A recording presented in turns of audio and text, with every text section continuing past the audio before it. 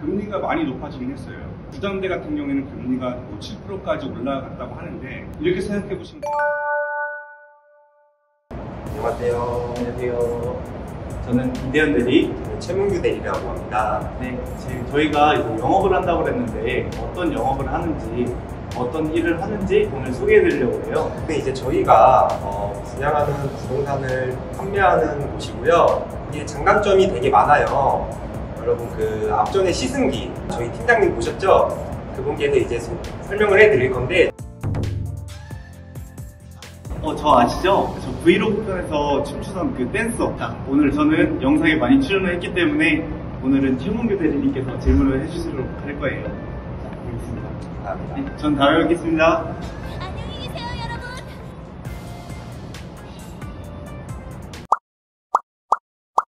선생님 여기 현장에 대해서 간단히 소개 좀 해주시겠어요? 이번 현장은 평택 오션 센트럴 기지라는 명칭을 가지고 있어. 네네. 그리고 보다시피 두 개 동으로 나뉘어져 있잖아. 네네.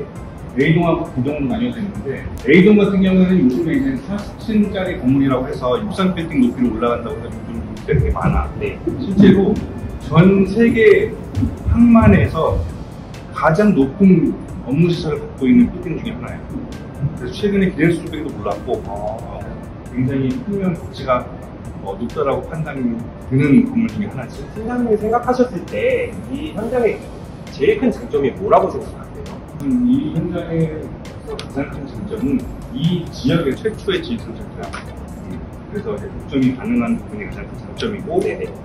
그 다음에 아마 전국에서 5손가락 안에 드는 규모라고 보면 돼요. 아파트도 보면 네. 대단지일수록 인기가 많거든요. 그렇죠. 그리고 이번 현장도 연면적 내가 알기로는 8만 평 정도 되는데 대한민국에서 5손가락 안에 들기 때문에 인기도 많고. 근데 이거 제가 얼핏 듣기로는 바다가 보인다고 들었는데 그 바다가 어느 쪽인가요? 바다 같은 경우에는 지금 내가 서 있는 쪽이 서해대교 쪽이야. 네. 서해대교 앞에 평택 항이 있거든. 내가 서 있는 곳이 남쪽이거든. 네. 남쪽에 서해대교가 있고 서쪽까지 다 바다라고 보면 돼. 그래서 지금 보면은 전면부는 다 바다가 보이는 거예요. 근데 이거는 언제 이제 완공이 되는 거죠? 우리 현장 같은 경우에 규모가 워낙 크다 보니까 당연히 공기는 좀 길어. 그래서 25년 하반기 네. 약 3년 정도 남았어.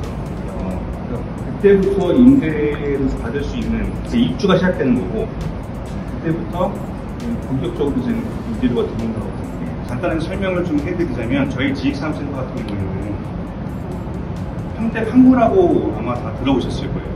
평택 항구 안에 일반 산업단지가 있는데 그 산업단지 안에 들어오는 국내 최대 규모의 현장이고요. 면적 자체가 국내 최대 규모라고 해서 5손가락 안에 든다고 합니다. 그래서 8만 평의 연면적을 가지고 있고, 높이는 아까 말씀드렸듯이 40층 높이로 올라가요. 실제로 아파트 80층 높이라고 그 이야기를 합니다. 그래서 국내에서 가장 높은 빌딩이고 거의 최대 규모의 지식산업센터라고 보시면 되고요. 평택 항구가 좋은 이유가 뭐냐면은 우선 평택 항은 국가시설이거든요. 그래서 수출 때문에 정말 많은 기업들이 몰려 있습니다. 그런 기업들을 대상으로 임대를 주고 임대료를 받는 투자 상품이 될 수도 있고요. 또는 그 안에서 기업하는 기업들이 사무실을 사용하기 위해서 분양을 받을 수도 있는 상품 중에 하나입니다. 요즘에 금리가 높아서 사실 부동산 투자에 사람들이 많이 꺼려하는데 별다른 대책 같은 게 있나요? 사실 금리가 많이 높아지긴 했어요. 부담대 같은 경우에는 금리가 뭐 7%까지 올라갔다고 하는데 이렇게 생각해 보시면 될 것 같아요. 우리 현장 같은 경우에는 3년 후에 완공이 됩니다. 실제로 이자가 발생되는 부분이 3년 후에 발생이 돼요. 만약에 고객님께서 이걸 보시는 여러분들께서 이걸 분양을 그때 시점에 받는다라고 한번 생각을 해보자고요. 그러면 당연히 지금보다 평당가는 훨씬 더 올라간 상태에서 분양을 받게 될 거고요. 그렇죠? 그 다음에 이미 올라간 금리에 대한 부분은 지금 현재 반영이 되어 있기 때문에 지금 분양을 받으신 분들이 그때 돼서 이득을 많이 보는 구조가 되는 겁니다. 어떻게 이득이 되는 거죠? 금리가 떨어진다는 확신이 있나요? 금리가 올라가면 우선은 이자가 많이 올라가겠죠. 이자가 올라가게 되면 우리는 이제 임대료를 올릴 수밖에 없는데, 특히 특히 평택 같은 경우에는 어떤 다른 지역보다 임대료를 올릴 수 있는 여지가 굉장히 큰 지역입니다. 그렇다고 해서 뭐 아무렇게나 올릴 수는 없고, 왜 그런가 하면은 우선은 평택 같은 경우에는 공급보다 수요가 굉장히 많은 지역, 수요가 많으니까 당연히 가격은 올라가게 되겠죠. 지금 금리가 올라가 있어서 월세가 많이 올라가 있는 지역입니다. 그런데 생각해보자고요. 3년 뒤에 만약에 금리가 안정화되면 수익률이 올라갑니다. 왜? 월세가 올라가 있기 때문에. 그럼 그 올라간 수익률 때문에 좋아할 게 아니라 최초 분양자들은 엄청난 시세 차익을 보시게 될 겁니다. 지금 책정된 금리와 올라간 월세로 수익률은 충분합니다. 궁금하신 부분이 엄청 많으실 텐데 그 궁금한 부분 이따가 저희 상담실에 들어가서 다시 한번 자세하게 설명을 좀 드리도록 할 텐데요. 그 전에 우선 저희 현장의 GX3센터 유니트가 어떻게 꾸며져 있는지 보여드리고 나서 자세하게 상담을 좀 도와드리도록 할게요. 이쪽으로 오시죠. 우선 여기 같은 경우에는 기숙사형 오피스라고, 명칭은 스마트형 오피스라고 불려요. 여기 좀 특이한 게 뭐냐면은 기본적인 그 삼성에서 제공하는 비스포크 냉장고가 제공이 되고요. 그 다음에 에어드레서가 제공이 되고, 이쪽으로 보시면은 신발장이랑 선반장까지 제공이 됩니다. 여기 같은 경우에는 이제 그 간단한 탕비실인데 취사가 가능하고 세면이 가능하고 화장실로 쓸 수 있는 공간이 마련되어 있는 탕비실입니다. 이 오피스를 사용하는 기업 같은 경우에는 간단한 취침이나 취사가 가능하게끔 편의 시설을 잘 만들어 놓은 오피스라고 보시면 돼요. 그리고 좀 특이한 점이 있는데 이 스마트 오피스는 층고가 4.2m까지 올라갑니다. 4.2m까지 올라가는데 여기 같은 경우에는 층고가 높다 보니까 계단을 따로 만들어서 복층 공간도 사용할 수 있어요. 이 공간을 복층 공간으로 꾸며놓고 간단한 침실이나 휴게 공간을 만들어서 사용을 하면 될 것 같아요. 여기가 실제로 시공이 되면은 발코니가 들어갈 공간입니다. 이 발코니 같은 경우에는 서비스 면적이라고도 하는데 약 한 2평 정도가 공짜로 제공이 되어져요. 그리고 확장도 가능하고요. 전체 면적은 약 12평 정도라고 보시면 됩니다. 실면적이 12평. 제조형 공장 사무실인데 이 사무실 같은 경우에는 아까 우리 앞전에 봤던 작은 사무실 있죠? 그 사무실들이 2개, 3개, 4개 합해지면 이렇게 큰 사무실이 돼요. 확장이 가능한 개념인 거죠. 50평이 필요한 기업도 있을 수 있고 100평이 필요한 기업도 있을 수 있는데 그런 기업들이 원하는 만큼 호실을 확장해서 사용할 수 있는 장점이 있습니다. 그래서 저희 같은 경우에는 스마트 오피스, 이런 제조형 사무실로 구성이 되어 있어서 원하는 타입에 맞게끔 고객님들이 분양을 받아보실 수가 있습니다. 이제 그 다음으로는 아까 궁금한 부분이 엄청 많았잖아요. 그 부분을 상담실에 가서 제가 자세하게 풀어드리도록 할게요. 네, 맞아요. 금리가 오르게 되면 부동산을 취득하기 위해서 받아놓은 대출의 이자까지 올라가게 됩니다. 그렇게 되면서 납입해야 되는 돈도 같이 늘어나게 되겠죠. 그렇기 때문에 신규로 취득하려고 하는 사람들의 이자의 부담이 늘어나게 되고 부동산을 살까 말까 하는 고민에 대한 부분이 기존보다 더 커지게 될 겁니다. 그런 부분 때문에 불안감이 조성이 되는 거거든요.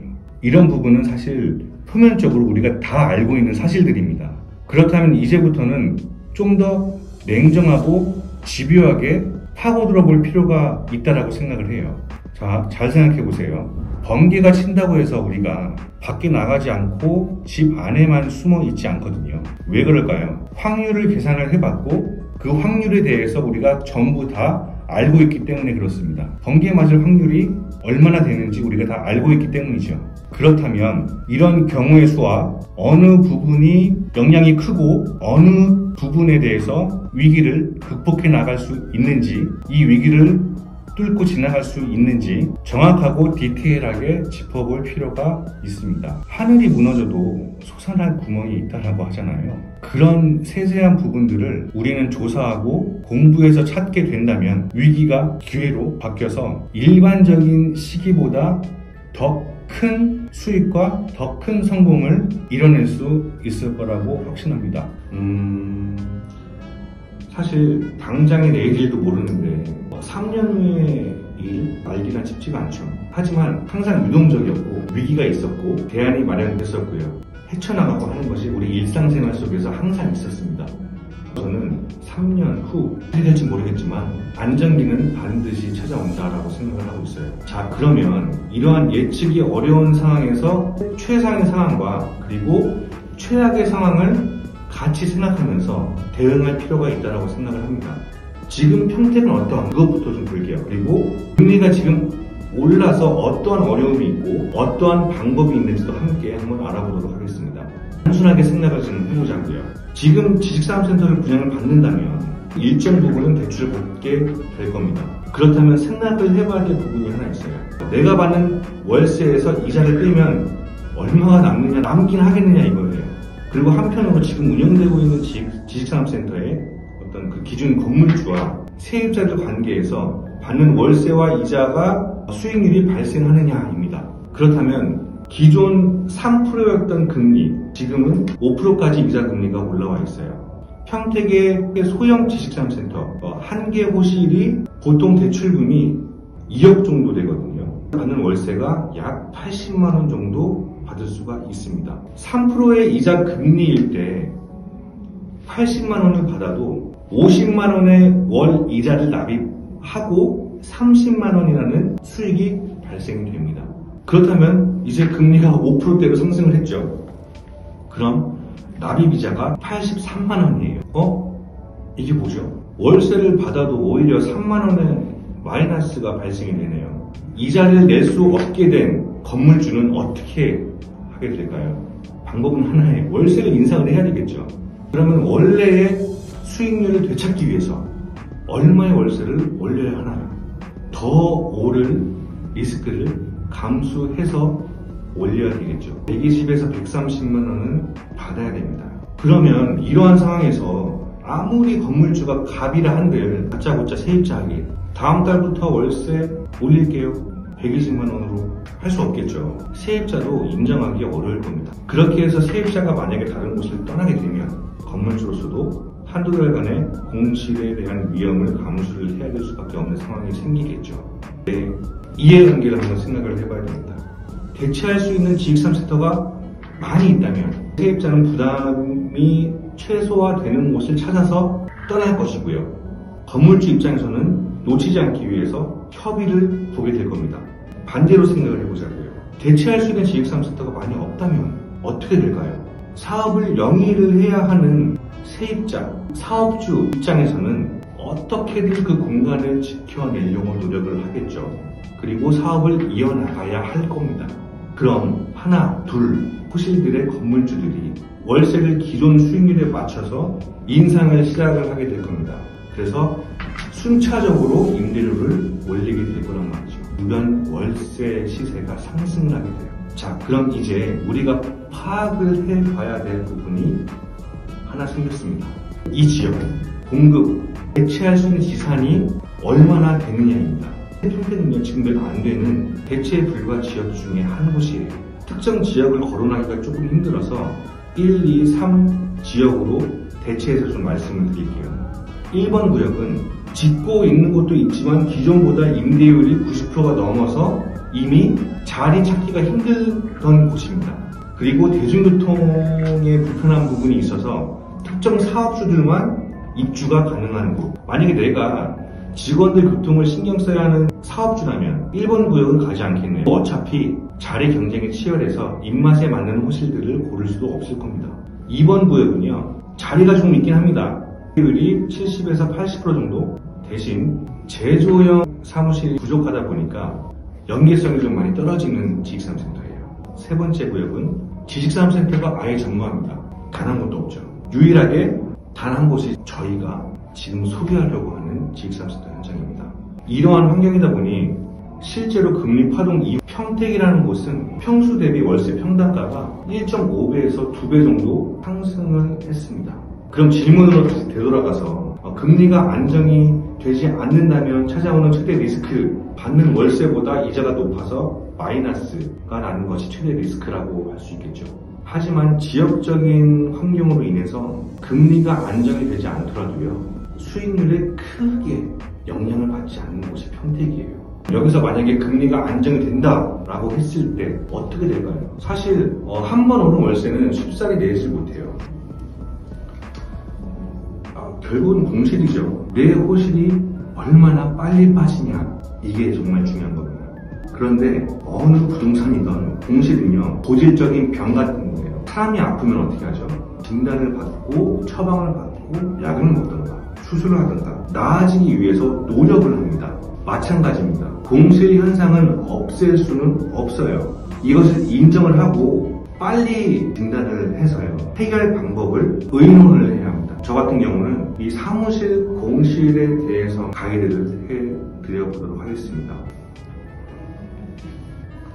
전매는 말 그대로 등기 이전에 보유하고 있는 호실에 대해서 프리미엄이 형성되는 걸 전매라고 합니다. 그래서 그것을 명의 변경까지 하는 걸 전매라고 하죠. 그래서 전매 시에는 그냥 얼마의 프리미엄을 주겠다, 금액을 딱 정해서 거래를 합니다. 보통 계약금 정도 받는 게 통상적인, 만약에 특수성이 있다면 통상적인 거래 금액에서도 몇 배의 프리미엄이 붙을 수가 있는 게 지식산업센터의 전매예요. 그래서 잔금 치를 상황이 만약에 안 되신다면 급하게 판매를 해야 되는 경우 매매보다 조금 덜 이득 보더라도 깔끔하게 넘기기가 좋은 게 전매라고 보시면 됩니다. 매매는 그 이후에 매도를 하는 게 매매라고 합니다. 전매와의 차이점은 일정 금액을 정해놓고 하는 게 아니라 그 당시 시세를 계약 평수에 곱해서 계산하는 게 매매예요. 만약에 분양하고 나서 3년 후 입주 시기에 주변 시세가 많이 오를 것 같다라고 한다면 매매가 당연히 더 많은 이득을 보게 되겠죠.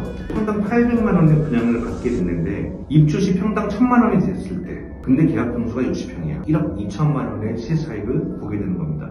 전매는 계약금의 2배를 받아도 1억이 안 되니까 상승 요인이 확실한 지역의 지식산업센터라면 전매보다는 매매가 더 많은 이득을 보게 될 겁니다. 그래서 전매와 매매는요, 한 6개월쯤 충분히 검토를 한번 해보시고 여러 가지 조사와 함께 고려해서 선택을 하시는 게 좀 더 확실하게 투자하는 방법 중에 하나겠죠.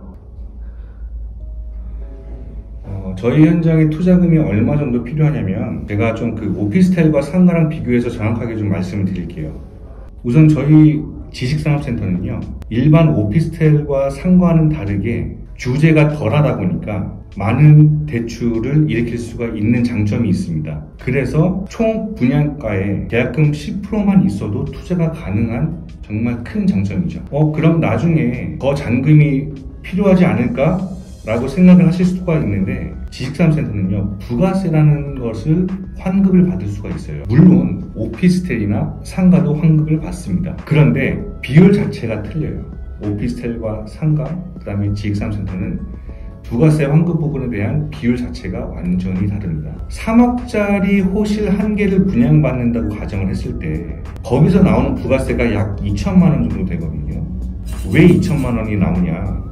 보통 오피스텔 같은 경우에는 부가세가 전체 공급가의 5% 정도밖에 안 나옵니다. 그런데 이 지식산업센터는 7%에서 최대 8%까지가 나와요. 그래서 이 지식산업센터의 부가세는 3억에 대한 호시 같은 경우에는 약 부가세가 2천만 원 정도 발생된다라고 말씀드릴 수가 있을 것 같아요. 자, 이 부가세는요, 고객님이 계약금 10%를 납입하시고 잔금 전까지 전부 다 돌려받을 수가 있는 환급 부분입니다. 그리고 준공한 2개월 전에 임대 유예기간이라는 것이 있는데, 그 유예기간에 임대를 맞추게 되면 고객님 보증금까지 들어오게 되죠. 그럼 보증금 약 한 1,500만 원 정도가 내 통장으로 들어온다라 가정을 했을 때 이미 돌려받은 부가세 환급 부분 2천만 원, 보증금 1,500만 원, 총 3,500만 원이 준공 전에 고객님 통장에 들어오게 되는 겁니다. 그 돈으로 나머지 잔금 부분을 치르시게 되면 약 500에서 1,000만 원 정도의 돈이 더 남게 될 겁니다. 결론적으로 3억짜리 호실을 투자를 했을 때 실투자 금액은 약 2천 중반에서 2천 후반 정도밖에 들지 않다는 거죠. 이게 지식산업센터 투자의 정말 큰 메리트 중에 하나입니다. 하지만 오피스텔 같은 경우에는 같은 평수를 분양을 받게 되더라도 내 돈이 많이 들어가요. 얼핏 계산했을 때 1억이 넘는 돈이 들어가게 됩니다. 대출이 잘 안 나오죠. 근데 임대료도 낮아요. 건물가도 오르지 않습니다. 오피스텔 투자는 사실 이제는 투자가 아닌 거주 목적으로 보시고 구매를 하셔야 되는 시기가 온 거죠. 이해되셨나요? 여러분, 설명 잘 들으셨나요? 관심 있으신 분들은 연락 주시면 더 자세하게 저희 팀장님이 설명해 주실 겁니다. 많은 연락 부탁드리고 앞으로 더 다양하고 재미있는 소재들의 리뷰들로 찾아뵐 테니 많은 관심 부탁드립니다. 다음에 뵐게요.